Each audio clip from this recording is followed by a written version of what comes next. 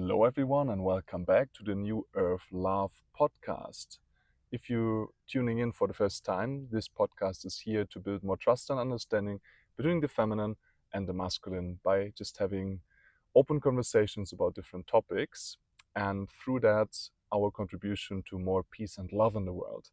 Today, I'm sitting here with the amazing Maya Lila. Maya and I, we have been meeting in an authentic relating workshop a few weeks ago and have been connecting quite a lot since then. And Maylila, you are a feminine radiance coach for mothers. Would you like to share a little bit with the audience? Yeah, I think, in our world, it's hard enough to be a woman connected to a sense of radiance, and ease and beauty. And then that gets even harder when you're a mother. And so my goal is, as a single mother, to just make a safe space for women to remember what it means to be a woman, what it means to be connected to their pleasure, how to build in that sense of connection and enjoyment and embodiment into their daily lives as a woman and a mother in this world. Amazing.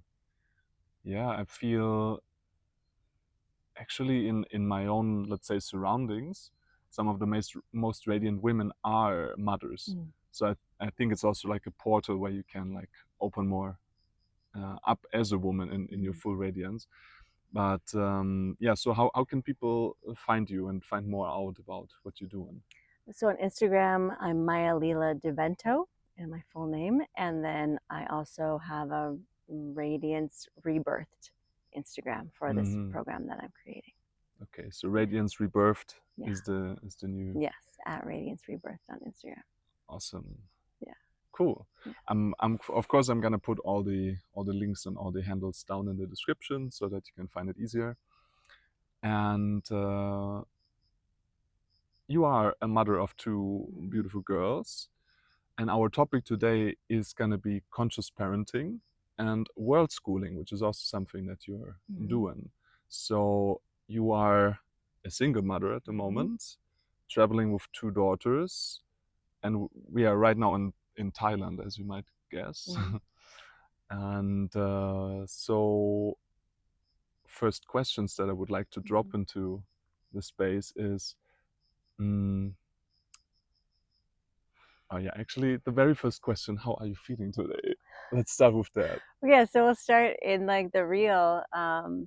I get up very early just to have my own space before my children get up, to like connect with myself, to do my meditation, to just do things that nourish me in by myself before my children get up. And so I was in just such a good space. Like, we've been singing a lot, and just life is very, very, very good. Like, life is really good right now for me. And I feel like I'm in such a beautiful space of like coming really online as my true self in a way that I've never in my entire life, because I've been too afraid, and specifically around music and singing and other things. But I feel like I'm finally like on the track of my life, like my destiny, like my fate or whatever. And so that feels really good. And then I got home, and my one daughter just woke up in a bad mood, and she was just upset about everything. And then my other daughter, she was actually okay for a while, but then they started fighting, and it's Thanksgiving in the US right now. And so some Americans took over the community kitchen where I usually make food. And then like I had a call, and it was just like everything all at once, like chaos. And and I feel like I'm at the place now where I can like observe, like, okay, like I'm feeling overwhelmed, I'm feeling stressed, I'm feeling irritated with my children, they're feeling irritated with me, and there's a lot going on, and like that's okay. And so yeah, it was definitely just that situation of the overwhelm that again, like mothers often get into. And that's where I was. And then we came out here. my kids were fed and they're watching a movie, and I'm like, I'm going now, and they're like, no, and I'm like, I'll be back and we'll go do something, but I'm gonna go record a podcast right now. And so it's nice to just be in nature, which is another key component, coming and connecting with nature, the greater mother. Awesome. Yeah, still landing in space. I feel also I'm still landing. Yeah. I have slept really well, which I'm very happy about. I'm sorry. That's okay. No, I was there's solar flares, and it's just I was very activated last night. It's like I was like awake, and then I finally got like 4 hours of sleep. But that also kind of comes and goes. I find, when there's like a lot of energy, I sleep less, and I have time for naps and things. But yeah, I'm glad you're rested. That's good. You're rested, and you can have the additional energy that I don't right now. Right. Yeah, I'm feeling very calm today. Like, yeah, very calm. It's very nice. Was recording some content for my course that I'm doing, for the men's work. And I did my morning routine. I've kind of committed to too many things at this moment. So there's like half the week I'm in some kind of program that starts at 9 in the morning. So there's no space for my routine, at least. And today I had the space, so that was really nice to feel back in my body, like going for a walk, doing yoga and all these things. And yeah, just feeling really in creative energy. So we wanted to do this episode for quite a while, and today I felt like, okay, I'm in a good space for that. Let's just go. That's good. Yeah, and it's good to have friends that are in, when you're dysregulated, I can be regulated, or when I'm dysregulated, you can be regulated. It's nice to have that. And also friends who can, like, what is it today? Thursday, who can just meet in the fields at Thursday morning and record a podcast. Yeah. Without like long-term notice. I love that too. So first question, what does it mean at all, the term conscious parenting? What is your relationship with it? What is the difference between conscious and unconscious parenting? So for me, it's having like that higher perspective of like not just being in your experience as the human you that's gone through its various traumas and conditioning and is reactive, dependent on your patterning, that's just kind of running a program. Like I would call that unconscious parenting, where you're just parenting in either the conditions which you were given by your parents, or just as a reactionary way. In the attempt to be a conscious parent, which I'm not all the time, like I still like yell at my kids sometimes, which is a huge shame point for me, because I never wanted to yell at my kids and be the angry parent that I had. And I was conscious of like, okay, like there are healthier ways to raise children than yelling, than spanking, things like this. And so I find conscious parenting to be particularly challenging because, it usually comes from people have this desire to be a really conscious parent from a place of trauma and abuse, generally, the contrast.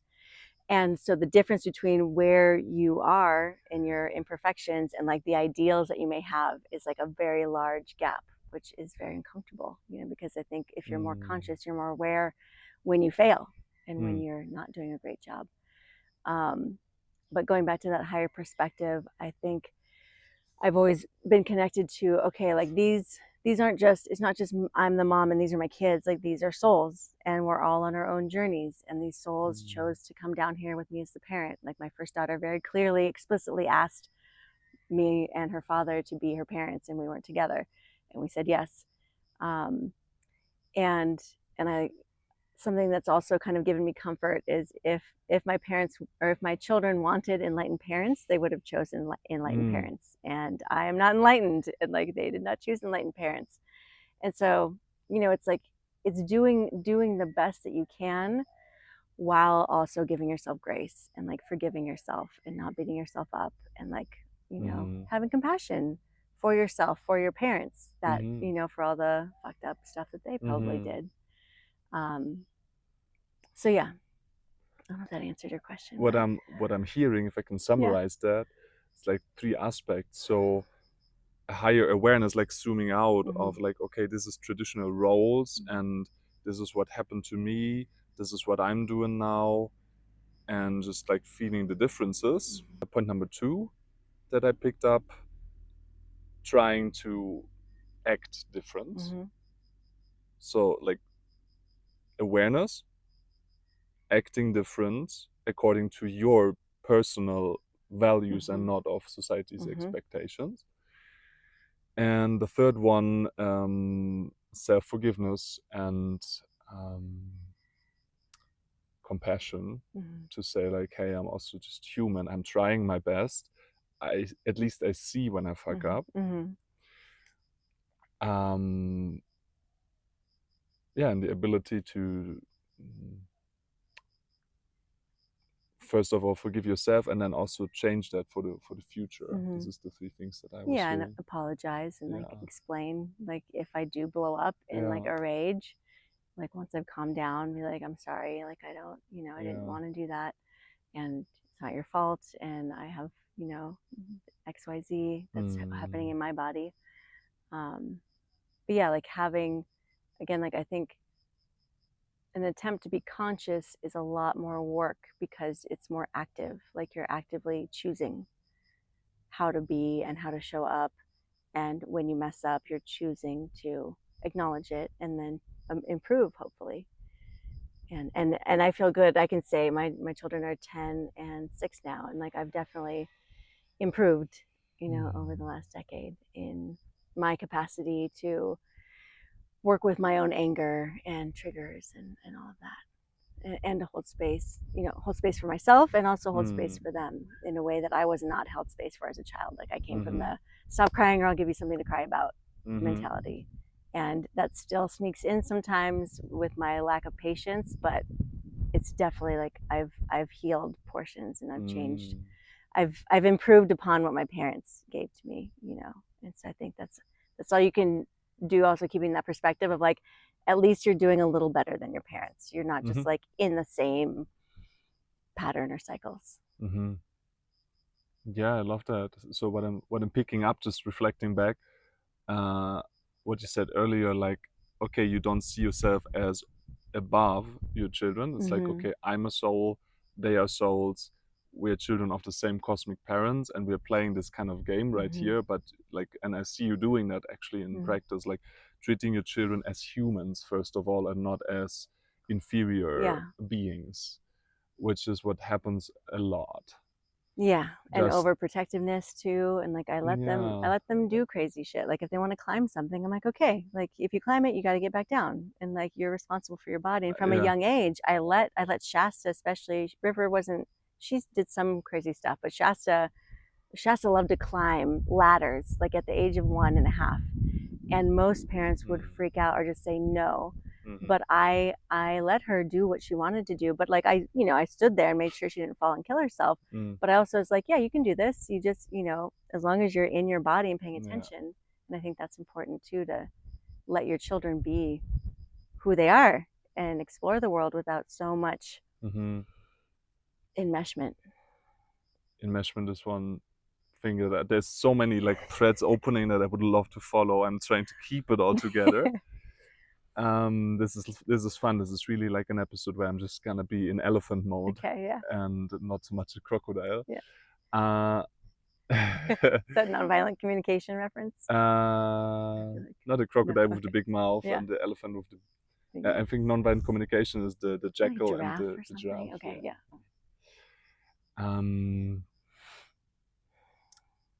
Okay. Enmeshment. Yeah, there was something before. So yeah, encouraging self-responsibility, or like keeping the natural self-responsibility with the person, while making sure, because you have more knowledge and wisdom through the experience of life, that there's nothing harmful, but allowing them, if it's in the boundaries of, okay, you're not gonna die or hurt yourself badly, I will let you have your experience. And also what you said about holding space for them and their experience, and at the same time making sure that you're holding space for yourself and your own experience. So what I see is oftentimes either or in parenting. Either the over mothering type, where there's like complete loss of self, and especially women losing themselves and their identity and their own desires and needs and wants in their children, which, let's say, when they are like up to 1 or 2 years old, it makes also sense because you're just full-time responsible. But then to gradually, like even in that age, still finding small gaps when they're sleeping or whatever, to have some kind of a practice to come back to yourself. That's also what I picked up on. And then of course, like the over, let's say, over attuned or over motherly type on one hand, and the, let's say, neglectful one on the other hand, that is not really doing anything for the children. If he's bothered, maybe didn't want to get pregnant as a stereotype, and like feeling just annoyed by the needs of the kids. So to find a balance there and to acknowledge that both is important, that's a lot of gold here. Yeah, and I definitely went through that, because when I had my first child, I was attachment style parenting, like breastfeeding constantly, co-sleeping, carrying the child all the time, and which was great and beautiful, and I believe that's actually like the correct way as a physiological, biological mammal to raise children. But I also realized, like, I saw a lot of women that didn't have any boundaries, and so like if their child was biting them breastfeeding, they would just kind of like, suck it up and like suffer. And I'm like, no, that's not okay. Like, you have to have a boundary. Like, that's not, the baby's hurting you, and so you need to let the baby know, like, no, and like remove them and like have a timeout and like take care of yourself. And so yeah, it's definitely, it's it's like that balance of like, okay, where is the boundary constantly between like who I am and who the child is, and your child is like part of you, and then there's like a slow separation. And so it's very challenging to do that dance of taking care of your child's needs, but then also taking care of your own needs and staying connected to, like, it's also important for you to be taken care of as a mother, which a lot of mothers, like, it's, our culture celebrates the mother who's a total martyr and takes nothing and needs nothing. And that's not healthy or sustainable. Right.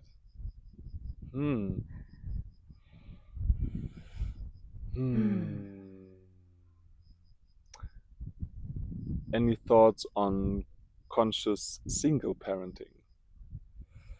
Yes. I think it's important to ask for help. I think that's like one of the main things is getting comfortable needing help and accepting help and asking for help, because again, our culture doesn't, it's like, oh well, you should be able to do it all, and you're the mom, so you just take care of it and you shouldn't really need anything. And that doesn't work. And a lot of women are conditioned, I think you said this to me, like they're trained not to have needs, or not to know what their needs are, and not to express their needs.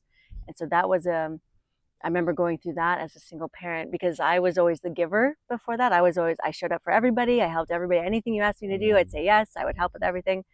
And when I was a mother, like, I had to give all my energy to my child. I couldn't just be giving out my energy to everyone anymore. And I needed help. And so I had to receive at a much higher level than I'd ever had before. And that made me really deeply uncomfortable of like, well, what's fair, and like, what is my value, what's my worth if I can't just give my energy like I used to, and like, am I deserving of being helped and of receiving? And even with my daughter's father, like, I would never ask for him to like watch the kids or anything like that for like a long time. And I finally realized, like, no, I need to ask him, like, hey, I'm gonna go out of the house for a few hours, like, you take care of the kids. And that felt like I was gonna die, like voicing that need. Like, my body like went into a panic. It was like, I'm gonna die. And then I didn't die, and he watched the kids and it was fine. But yeah, that's a big one, asking for help and your willingness to receive without necessarily giving back what you feel like maybe you should be giving. I like that. And I think it shows also something bigger, that, let's say, in the classical system of two people, man and woman, getting married, having children, blah blah blah, that there is this kind of microcosmos of the family, and you should function only within that, and like asking others outside for help, you should either like pay them or they are like granddads or mothers. But to say like, no, actually we need tribe, we need community, we need a bigger frame with like where the family is then part of. I think that's really where we're heading for, at least in my reality. And so basically through being a single mom, you were in a way gently forced, or not so gently forced, initiated by the universe to realize that early on, and having to overcome the shame, the guilt, and the fear of being vulnerable and asking for support, which is, if we are honest, the most difficult when we need it the most, depending on our upbringing and how, let's say, our relationship with support is, if it was actually genuine support or self-sacrifice from the side of our caretakers, which then always has like a bitter taste, right? I was, a while ago, I was reflecting on that also, why, especially from my mother, like receiving money was always bittersweet, because I know that she hated her job like since ever. So knowing that through her own pain, that money was created, and then I felt guilty for receiving it. It was like dirty money. It's like, okay, so it's like that. So I really, I had to catch myself seeing that subconsciously, so that I could reframe that like, okay, yeah, maybe it's true for my mom, but for other people, can I allow them the chance to actually like money and the way they make money? And if it's about money and I need money, or any other kind of support, can I allow people the pleasure in giving that I experience myself when I'm allowed to be in that position? So it's a tricky one. And then I think the other big thing, which is kind of related to this, is shame. Because when you fail as a parent, there's usually a lot of shame. Like if you do yell at your kid, if you do spank your kid, if you like, whatever, again, like it's all patterns. Like you don't yell at your kid unless you were yelled at as a child. You don't hit your kid unless you were hit as a child, because otherwise you're modeled other things that are, hopefully healthier. But so when that response comes out that isn't what you wanted as a parent, then there's a lot of shame, and a lot of people, they don't share it, they don't tell anybody because they feel shameful, and so they hide it, and then it's like it becomes this like monster inside that like you're beating yourself up for, but you feel alone. You feel like, oh, I'm the only mother that loses her shit and fucks up. And so I feel like for me, like starting to show my shame and like communicate, with other moms of like, when I do get mad and like, spank my kid and then feel bad. And then instead of hiding it, like talking with other moms. They're like, hey, do you ever lose your shit? Because I never see you. Like a lot of women are very good about not doing it in front of other people. Right. But then at home, when it's just you, then that's when all the rage monster comes out. Oh no, that went very well from my childhood. So, but when you can start talking at a more vulnerable, intimate level with people who you trust, who are safe, and realize like, okay, like I'm not the only one who fucks up. I'm not the only one who loses my temper, and like how do they handle it, or what has helped them? And like for me, a huge thing. I mean, having a consistent meditation practice is helpful, but specifically for me, the extended exhale. So like inhaling to the count of 4 and then exhaling to the count of 8. That particular thing, for whatever reason, helped me get control over my temper and my anger. Also changing my life externally, because when you're living out of alignment, like that's kind of when my older daughter was like 2 years old, and like before that I didn't really have anger. I didn't have like I felt pretty solid parenting, and then I entered into a relationship that was out of alignment, and then so like this like frustration, anger, all of this resentment, unexpressed stuff started building up in me, and it started coming out on her, because the children are the vulnerable ones. And so if you can't have your conversations with your partner, with your family, whoever's causing, maybe some internal chaos or anger, then it comes out on the weaker.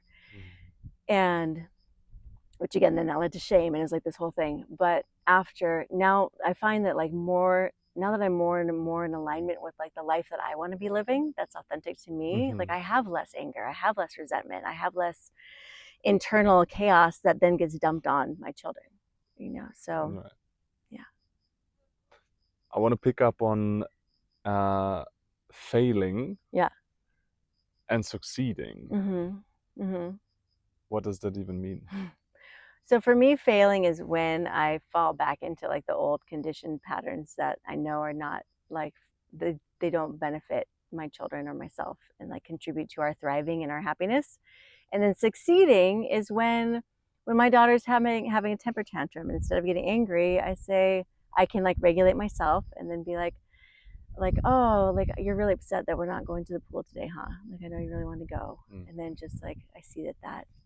So if I can mirror that back to you, succeeding in your definition is you keeping up to the own standards that you set for yourself through the awareness level that you have. Yeah. So it's not society says this is good, this is bad, but it's like, okay, I've reflected on this. This is how I choose to show up. And if I'm not able for whatever reason in the moment, again, I can have compassion for that. And I see it, first of all, that's the most important. I see it, I have compassion for it, and I'm dedicated to change it. I'm committed to myself, to my children, to keep trying and achieving it in the future. Is that what you're saying? Yes. Yeah, absolutely. It's meeting my own highest version of myself. Like for me, that's succeeding. Yeah. And I feel this is really an important one, that it's to your own standards. Because like I think you know that better than me, but I think everybody has some opinion about parenting, no matter if they have kids or not. And they like to share their opinion unrequested, oftentimes. That's what I'm observing, and I was sorry for the parents when that happens, like unrequested coaching, so to say, from people. So that's a really important one, to have your own standards. What about world schooling? Like, I mean, I'm very interested in that topic because, as you probably know, I studied to be a teacher, which is nothing I'm practicing or ever have actually, but I'm very interested, let's say, in the structure of the school system and what else is out there, and just very open. Yeah, I have a lot to say about that. So my background is my parents were both school teachers in the public school systems in the United States. And so they were both very like, that's all they ever did their entire lives. They went to school, they got a degree to teach, master's degree to teach children, and they both worked in schools for their entire life. And then they retired and they got their pension, and it was just this like straight and narrow track. And as a child, like I was very intelligent. Like my mom taught me to read when I was 2, so when I got to school I already knew how to read, which ended up being a huge problem because then I was bored, and then I like to talk a lot, and so I'm in class, I'm getting in trouble for talking, the teacher's putting me out in the hallway and isolating me, and I was just bored, and I could tell immediately. I was like, this is not good for children. Like putting all these kids and like making them sit silently at a desk for 8 hours, like this is not good for children. And so I very quickly saw through, the whole school system. And so that was hard, having parents that were teachers. They were like, what's wrong with you? Like, why can't you just do what the teacher tells you to do? Why aren't you getting straight A's? So I have a lot of opinions about the public school system. And I feel like, the public school system the history of it is it was created to make obedient citizens in Prussia, like Prussia was like defeated by Napoleon, and they like the country's kind of devastated, and so they're like, okay, like how do we get the citizens' morale back up? And so they created this compulsory public education where they took the children out of the homes and then basically brainwashed them, and we're like, this is what you do to be strong citizens so we can get back on our feet and be, have economic prosperity and da da. So the school systems aren't based on any kind of science about what makes a happy, healthy, thriving human being. And I think people don't ever think about that. They think that the school system is something that's necessary for humans or it's the best, and it's not. So I think that's important to have conversations about just the basis of like what was the intention of the school system. It was to produce like citizens that were controllable and did what the government told them to do and worked in the economic system, which obviously we see like that's not what is in people's best interest now. Like it's more important to know how to, I mean, in our opinion, pursue your dreams and your joy and bring your gifts to the world at the highest expression.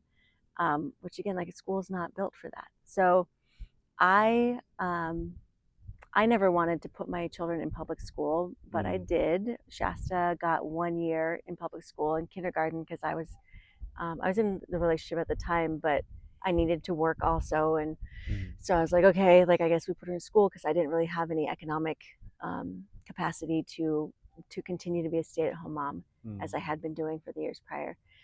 And I saw immediately, you know, as soon as she got into school, her creativity tanked because she was always an artist. She was always drawing, but in school it was all worksheets, color in the worksheet, color in the worksheet. And she stopped drawing. And I was just like, oh, like this is horrifying for me. And like, what do I do? And then COVID happened. Ah, right. And I'm against masking. I'm against masking at all, but especially not children, especially not in school.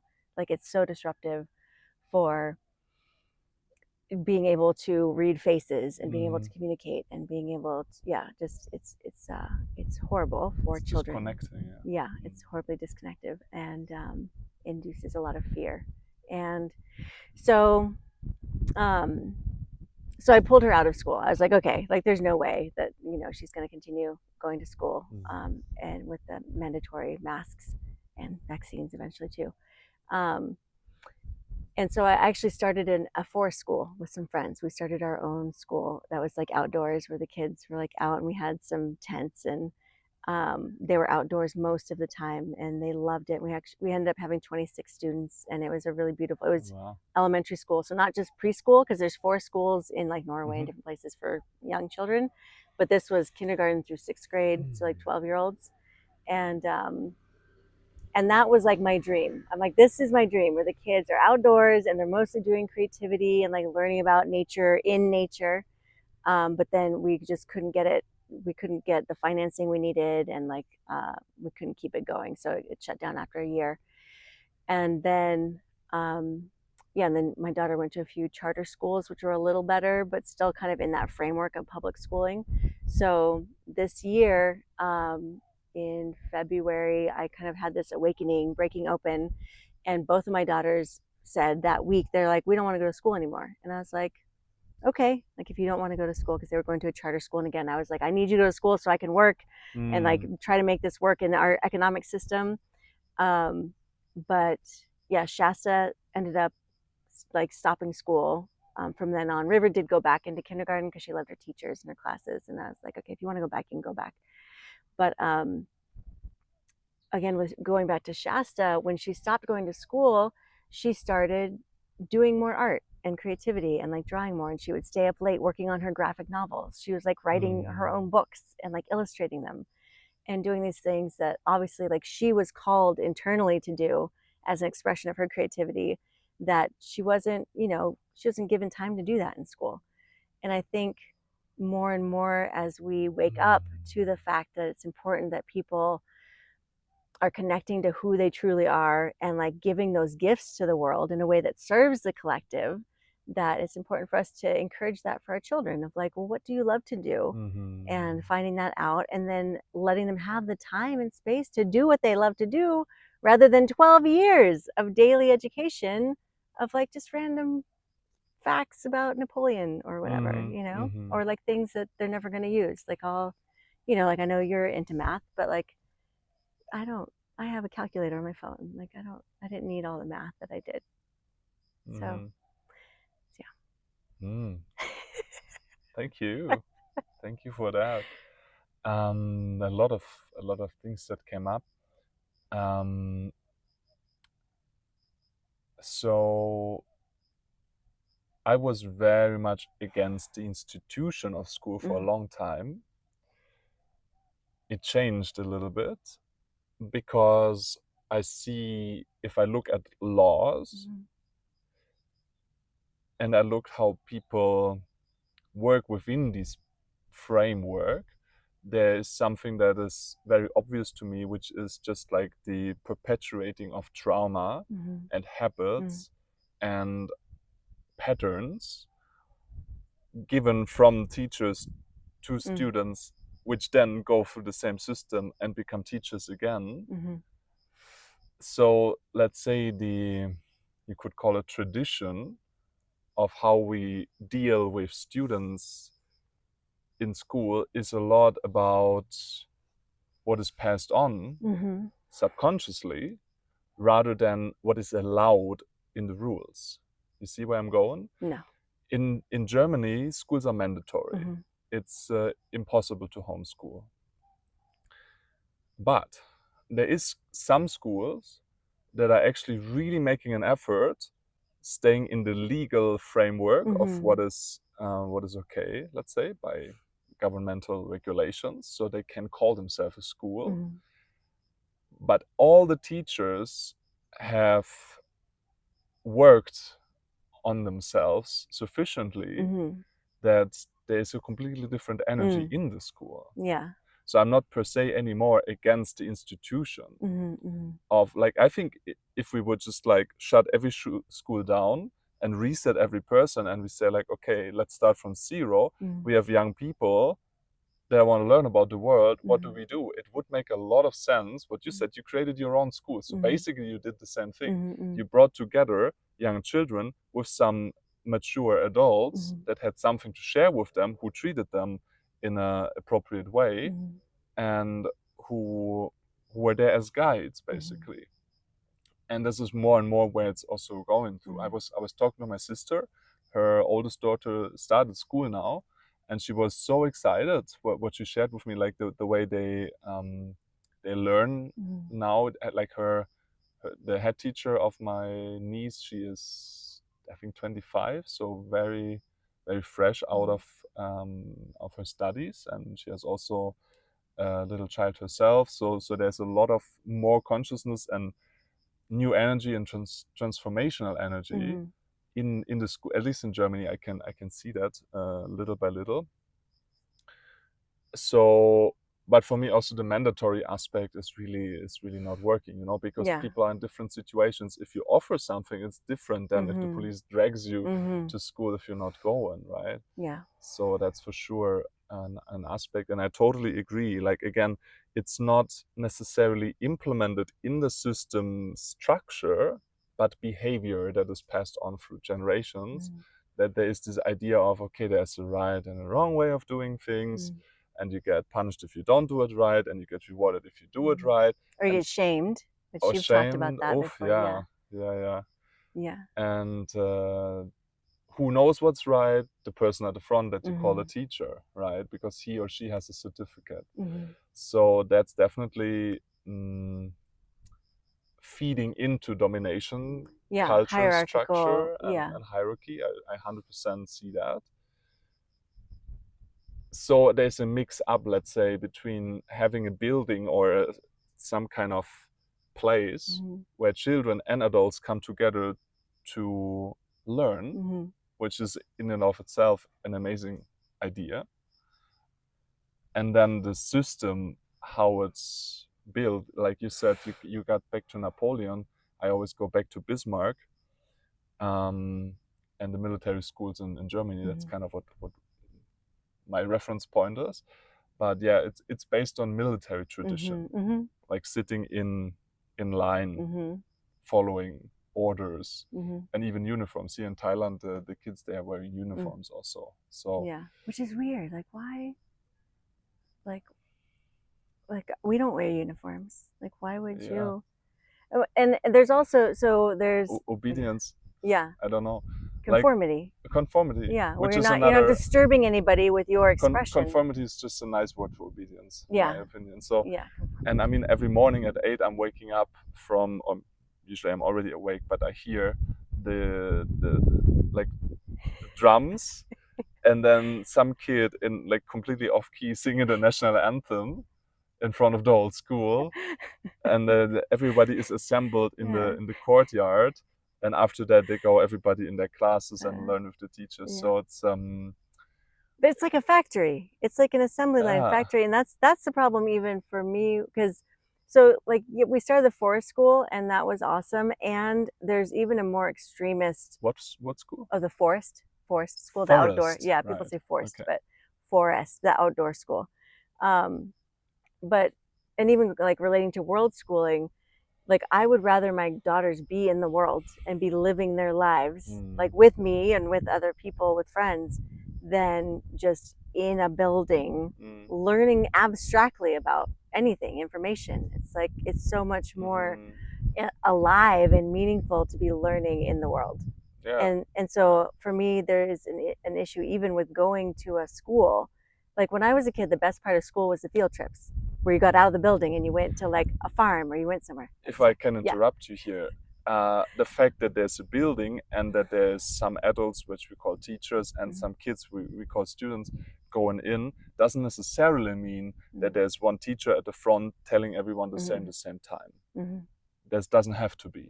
And these role modeling, let's say transformational schools that I've been talking about, they do it differently. They have a lot of self-responsibility with the students, so they don't, like, everybody has self-responsibility and curiosity when they go into school. So it's like self-led, they get to choose what they're studying. That's right. And that is much better. So they have kind of like a schedule of like, okay, this is more or less what usually kids in that age learn, but you can do it in your own way. And if you're like really into mathematics, then you're doing that.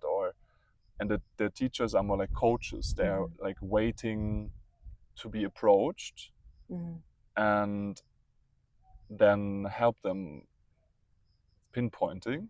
And then, so there's like the main job of that school that I'm referring to, or this kind of schools, is like loads and loads of self-study material in different ways. So that there's offerings, but no forcing. Yeah, and that's definitely like an improvement. Yeah. Yeah. Yeah. So how does world schooling, what you are doing now, practically look like? So world schooling now, I mean, world schooling for me is, because I'm also more on like the unschooling side, where like if you just let children be in the world and you provide them with like a rich enough context of activities and exposure to different ideas or different opportunities, they will find their own way and they will find what they want. And again, like if you're not getting in their way or disempowering them in ways that they feel like they can't do what they want, you know, or follow the path that they want, they will, you know, they will find what they love. And there's a woman that I know who can speak to this so much better than I can, because she has 5 kids and she unschooled from the beginning. Like none of her children have ever set foot in school, and they all read, they all do math, they all know how to do normal functioning things, and they've never been like explicitly instructed. And like she has a fascinating story because she's lived it like to the extreme. But so for us with world schooling, like we've lived so far in Italy and Greece and here in Thailand. And so a lot of it is just being in the world and like going and exploring and like going to different places. And then they meet people from around the world that speak different languages. And then they start picking up words from different kids that they play with, and seeing how people live and seeing, and also meeting people in the world who are doing different stuff. Like when I was a kid, my parents were teachers. My aunt was like a dentist. My other aunt cut hair. My grandfather's in the Navy. Like I didn't know anybody who was like an artist who made a successful living as an artist, or anybody who was even like an entrepreneur. Like everybody in my family was just like got a job and did the job.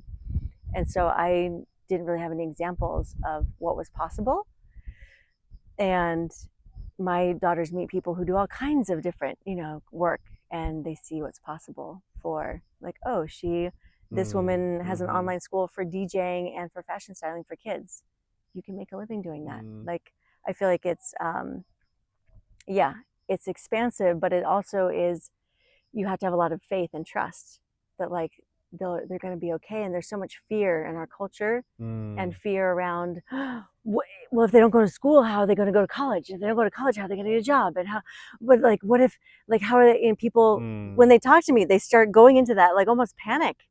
And I'm like, they're going to be fine. Like, especially if they understand, they're connected to their heart and then what they want and their own desires. And they know that, like I hear over and over again in the unschooling community about getting into college. Like if a kid decides that they want to be a heart surgeon because they're super fucking passionate, they figure out how to do it. And like they can, like there's a million ways to get what you want in life. There isn't just the path that's been laid out for us.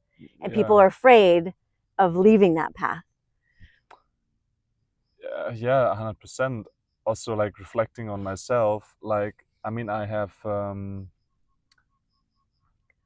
like licensed and certified in systems, let's say. So I'm a certified teacher. I have a master's degree. I could teach, and also as a therapist, I'm a licensed therapist. But actually, none of my clients asked me for my certification. Yeah.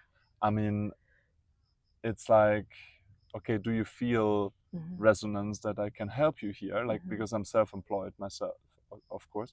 So, like, just from my experience, I'm not saying that certifications per se are bad. They have their point, especially when it comes to healthcare, I guess. But how many, the fear part of like, will I get clients and all that, how much does that actually matter?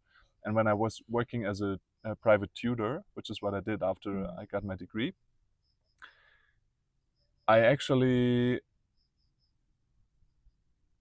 was not asked about my degree. I don't remember that. Like, maybe from a tutor, it's also not expected, but it was really like, okay, can this guy help our kids with mathematics? And I did, and it was successful. That's all that mattered in the end. And they say that, like, and I don't know, this is like 10 years ago, but like the 20 wealthiest people in the world, like, never got to school or something yeah, like that. like most of them were high school dropouts. And the rest were college dropouts. Like I think maybe 1 out of the 20 maybe had a degree.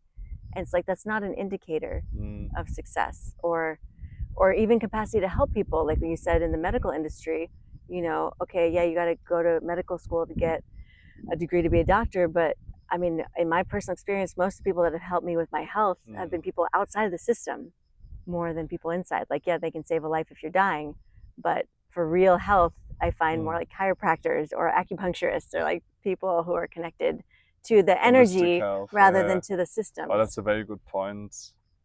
The holistic approach, I'm also more and more tapping into that. I work with a Chinese medicine practitioner, which is a good friend of mine back in Tenerife. And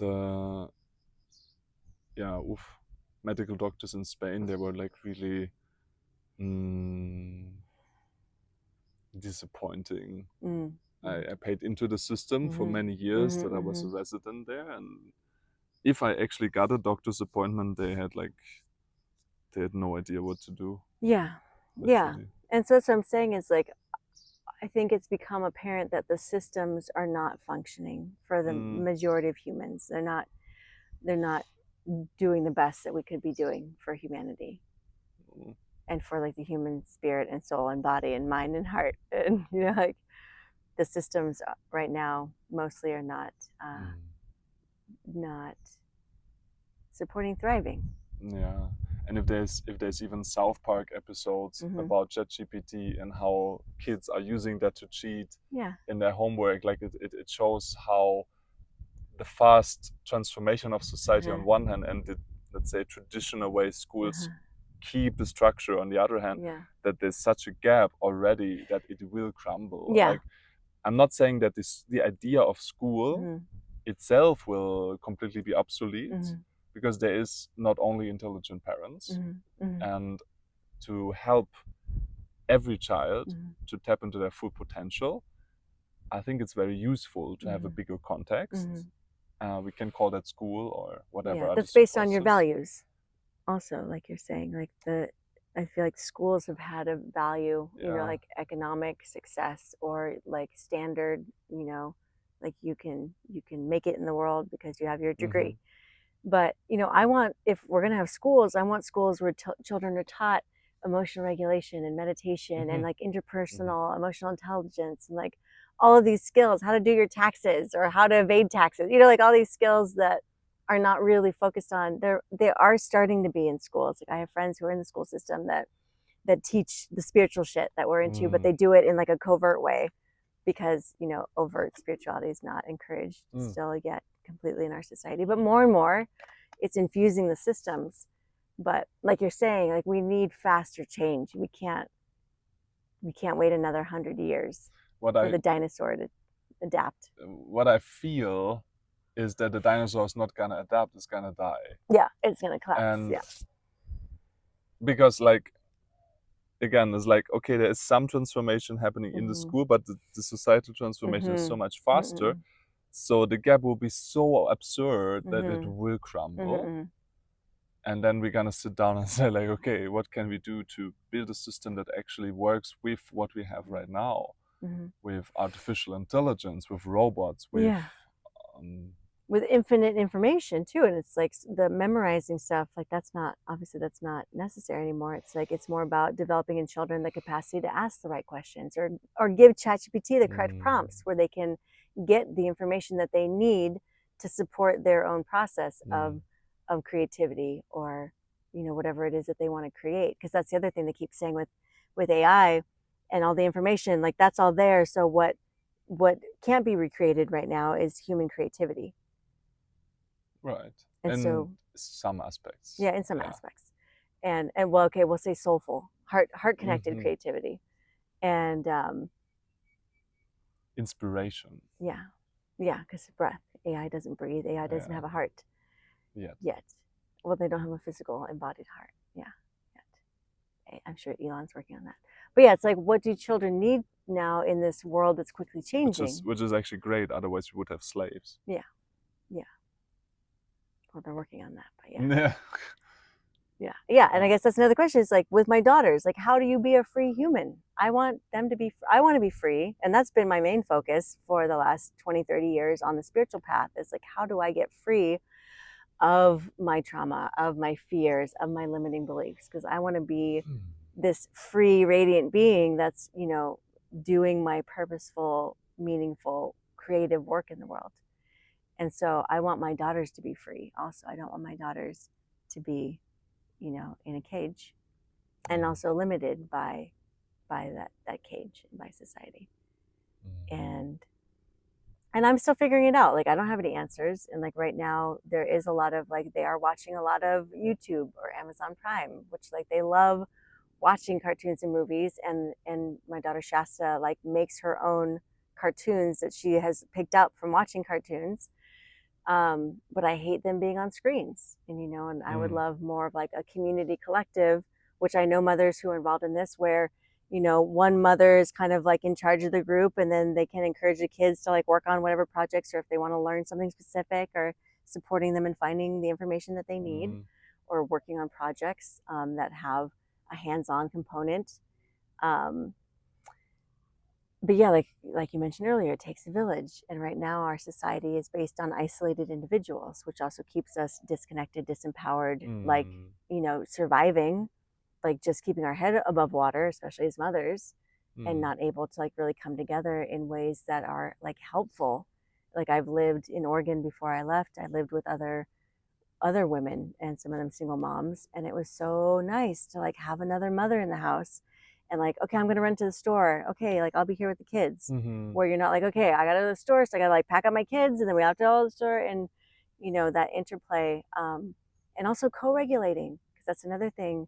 When you're a mother who's isolated, again, like especially if you have trauma, that's gonna come out onto your kids, whether you like it or not, unless you've been able to heal it. Which a lot of us are still in that process.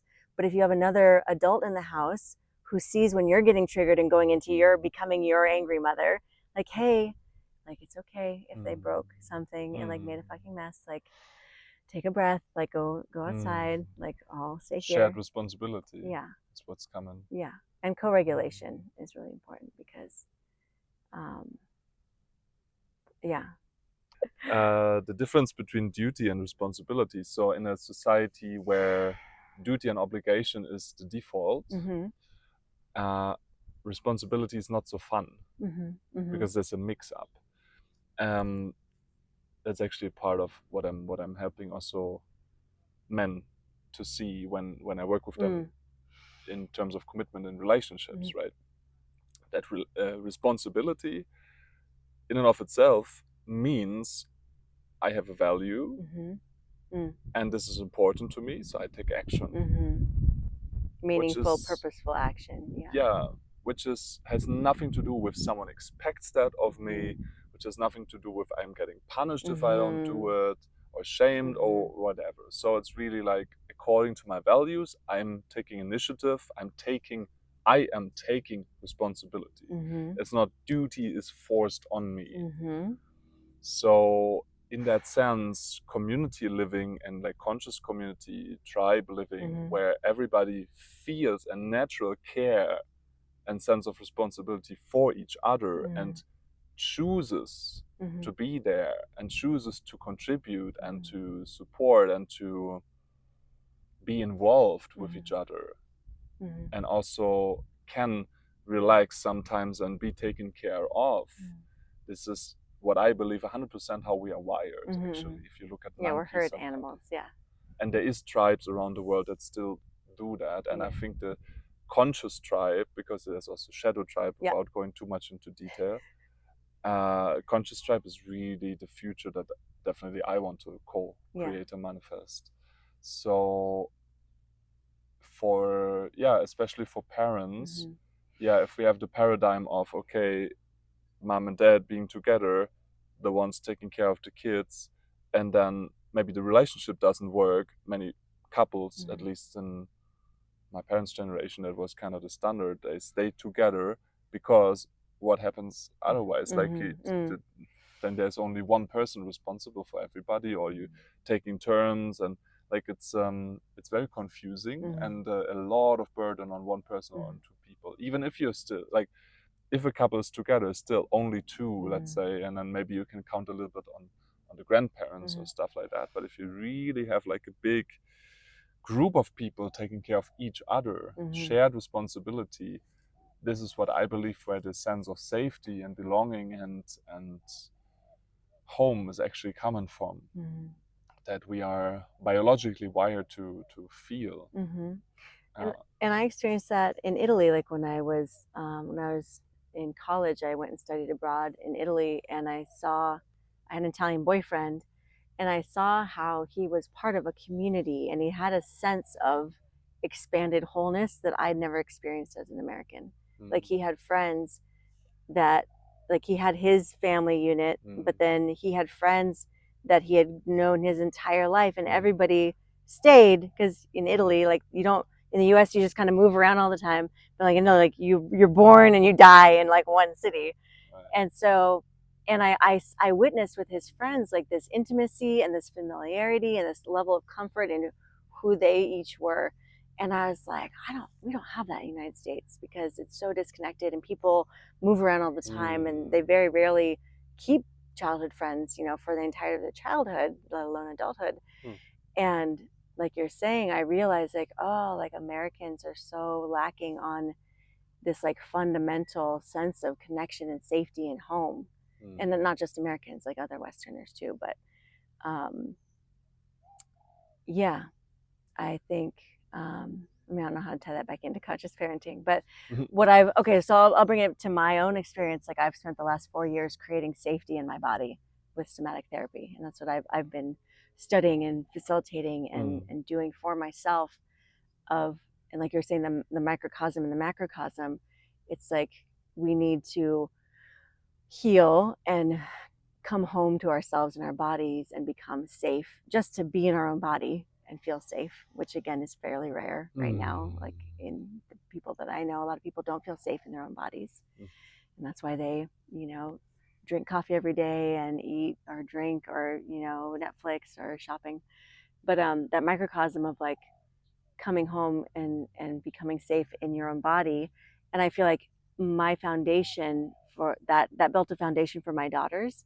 and they're very well adjusted. Like when we started traveling, I was like, I don't know how this is going to go, because a lot of kids don't travel well and they get really dysregulated, and it's hard. And it was, my girls like did so well. And part of that, I think, is because I am so centered and grounded in my own sense of safety that I can extend to them. But then, like you're saying, we also need a community, a greater community, because even if it's just you and your kids, like it's not enough. It's not the wholeness that your human body needs to function and thrive at its highest capacity. 100%. And that's this illusion that I see. Maybe last thing. Yeah. The illusion that if you have enough money in form of a number on your bank account, then you're gonna be safe. Yeah. And you're gonna be happy, and you're gonna feel good. Even if you think about that, like, what number is enough? Like, which number you can trick yourself into, like, now I'm safe. Is it 10,000, 100,000, 1 million? When is your body relaxing? Yeah. No number, right? Yeah. From my experience, I had higher amounts of money, almost no money, and sometimes when I had almost no money, I felt much more safe and grounded. So somatics, like feeling safe in the body and having community that you can count on, where money is not really the issue, where it's about care and wanting to contribute to each other's well-being. Yeah. Awesome. Yeah. Okay, so let's wrap it up for today. Thank you so much for being here. Let us know what you think in the comments, as always. If there's questions, if there is something that we haven't been touching on, something you want us to speak about in the future. This is really not us sitting on the throne and speaking from that space, but really to encourage you to contribute and post your own thoughts. It helps a lot if you give this like little thumbs up thing. Maya Lila's contact will be in the description. And subscribe to the channel if you like this and if you want to be informed in the future. And use that little bell icon so that you actually get notified. Much love, and see you in the next one.